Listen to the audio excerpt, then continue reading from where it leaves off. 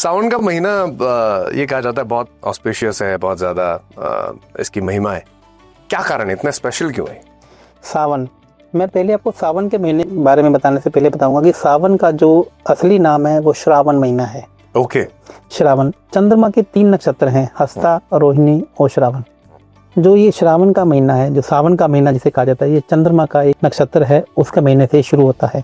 और भगवान शिव जिन्होंने चंद्रमा को अपने माथे का मुकुट बना के रखा हुआ है, तो भगवान शिव के लिए और एक आम जनता जनार्दन के लिए यह श्रावण का महीना बहुत ही खास रहता है। सावन के महीने में भगवान शिव की जो एनर्जीज हैं वो बहुत ज़्यादा बढ़ जाती हैं, और ऐसा भी हमारे शास्त्रों में लिखा गया है कि श्रावण के महीने में भगवान शिव स्वयं धरती पर आते हैं अपने भक्तों को आशीर्वाद देने के लिए, उन दुखों का निवारण करने के लिए। एक और चीज मैंने आपसे बात की थी, रुद्राक्ष, उसका इतना महत्व क्यों है? ये रुद्राक्ष ये 2 शब्दों मिलकर बना हुआ है, रुद्र और अक्ष। रुद्राक्ष यानी कि रुद्र यानी कि भगवान शिव, अक्ष यानी कि भगवान शिव के आंसू। ऐसा हमारे शास्त्रों में कहा गया है कि एक बार भगवान शिव त्रिपुरासुर नामक राक्षस का वध कर आए थे, और उसके बाद वो गहन तपस्या में, गहन चिंतन में काफ़ी सालों के लिए, काफ़ी वर्षों के लिए चले गए थे।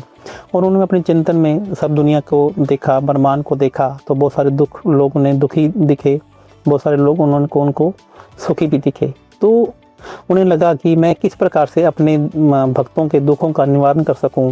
तो इस करुणा में, इसमें उनके जो आंसू उनके जो आंखों से बहे और वो धरती पर जहाँ जहाँ गिरे वहाँ पे रुद्राक्ष नाम का एक वृक्ष बन गया। तो इसलिए कहा जाता है कि रुद्राक्ष जो भगवान शिव का एक आशीर्वाद है, जिनको पहनने मात्र से आप अपने जीवन की काफ़ी सारी समस्याओं से बाहर आ सकते हैं। इसमें कितनी एनर्जी होती है अगर देखिए कि किसी भी चीज़ की एनर्जी आपको समझना चाहते हैं तो भगवान शिव की एनर्जीज को हम कभी भी नाप तोल नहीं सकते हैं, हम भगवान विष्णु की एनर्जी को नाप तोल नहीं सकते हैं। असीमित एनर्जी से भरा हुआ, असीमित ऊर्जाओं से भरा हुआ रुद्राक्ष जो भगवान शिव का एक अंश है, यदि आप उसको आशीर्वाद के रूप में, एक वाइब्रेशन के रूप में आप ग्रहण करते हैं, तो आपका शरीर एनर्जी से भर जाएगा। आपको ब्रह्मांड की उन एनर्जीज के साथ में, आपका वाइब्रेशन के साथ में मैच कर देगा जो हम चाहते हैं। भगवान शिव से बड़ी कोई एनर्जी नहीं है, उनसे बड़े तो कोई पावर ही नहीं है। कोई नहीं। यदि आप उनके साथ में अपने आप को मैच करना चाहते हैं, उनकी पावर, डिवाइन पावर के साथ में आप अपने आप को मिलाना चाहते हैं, तो रुद्राक्ष एक उसका बहुत अच्छा माध्यम है। मैंने ये देखा है बहुत सारे लोग ना अलग अलग तरीके के रुद्राक्ष पहनते हैं। कुछ 1 मुखी होते हैं, कोई 4 मुखी, कोई और भी ज्यादा मुखी। क्या कितने तरीके के होते हैं और इनके क्या महत्व? रुद्राक्ष जनरली 1 से लेकर 21 मुखी तक के रुद्राक्ष होते हैं। 21 मुखी तक के रुद्राक्ष होते हैं, जिसमें से 1 से लेकर 14 मुखी रुद्राक्ष जो सामान्यतः मिल जाते हैं। 15 मुखी से लेकर 21 मुखी तक के जो रुद्राक्ष हैं, इन्हें रेयर और अति प्रभावशाली रुद्राक्ष कहा गया। इसके अलावा गर्भगौरी रुद्राक्ष, गौरी शंकर रुद्राक्ष, त्रिजुटी रुद्राक्ष और गणेश रुद्राक्ष भी मार्केट में हमें मिल जाते हैं। जब आप ये देखिए कि भगवान शिव स्वयं जब धरती पर उनका अंश गिरा, तो 9 के 9 ग्रह कहाँ पीछे रह जाते? सही बात। बाकी देवी देवता कहाँ पीछे रह जाते? उन्हें भी यह लगा कि जहाँ भगवान शिव के अंश हैं, तो हमारी भी वहाँ पर कोई ना कोई प्रतिक्रिया होनी चाहिए। तो यहाँ पर हर रुद्राक्ष में किसी न किसी ग्रह का एक महत्व बताया गया है, किसी न किसी देवी देवता का महत्व बताया गया है। यदि आप इसके अलग अलग प्रभाव 1 से लेकर 21 मुखी रुद्राक्ष के हमें देखने को मिलते हैं कि किस रुद्राक्ष को आप किस समस्या में हैं, तो ये रुद्राक्ष आपको उस समस्या से बाहर निकालने में आपकी सहायता करता है। तो भगवान शिव का भी आशीर्वाद है, 9 के 9 ग्रहों का भी, और 45 देवी देवताओं, जिसमें 33 को देवी देवता हैं और 12 असुर, सबका प्रभाव हमें यहाँ पे देखने को मिलता है। मान लीजिए मुझे रुद्राक्ष आज ग्रहण करना है, आपने मुझे कोई रुद्राक्ष सजेस्ट किया और मेरे हिसाब से सजेस्ट किया, और मैंने वो लिया, उसे ग्रहण करा। क्या मैं डायरेक्टली उसे पहनूं या फिर उसकी कोई एक प्रोसेस होती है? रुद्राक्ष को धारण करने से पहले रुद्राक्ष के अंदर जान डाली जाती है।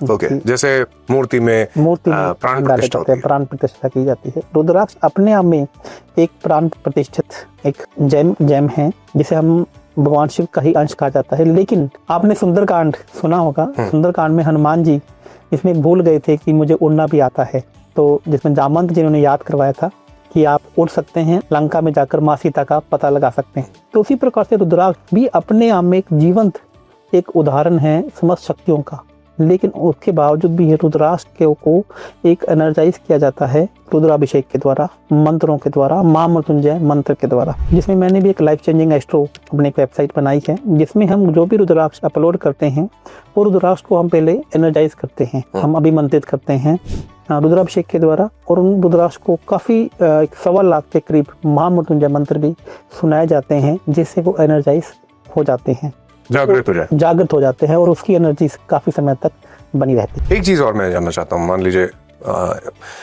मेल्स की जो ज़्यादातर दिनचर्या होती है उसमें वो सुबह उठते हैं, अपनी दिनचर्या करते हैं, फिर पूजा पाठ करते हैं और उसके बाद में वो अपने काम करते हैं जी, उसके हिसाब से वो शुद्ध रहते हैं।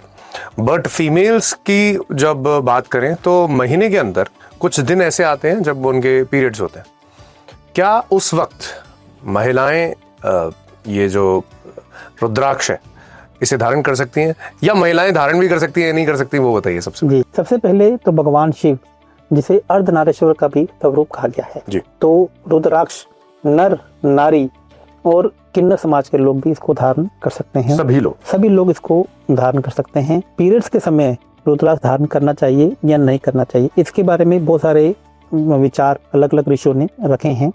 जहाँ पर मैं अपने गुरु से की बात करूँ तो उनका ये मानना है कि पीरियड्स के समय में एक नेगेटिव एनर्जीज हमारी बॉडी से फ्लो होती है, और जो रुद्राक्ष है ये एक पॉजिटिव एनर्जी का साइन है।